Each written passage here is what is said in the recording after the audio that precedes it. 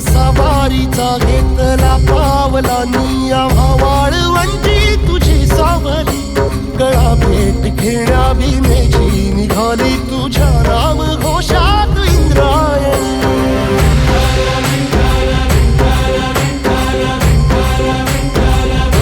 भिडे आसमंती ध्वजा वैष्णवांची उभी पंढरी आज नानावली तुझे नाव ओठी तुझे रूप ध्यानी जीवाला तुझी आस गा लागली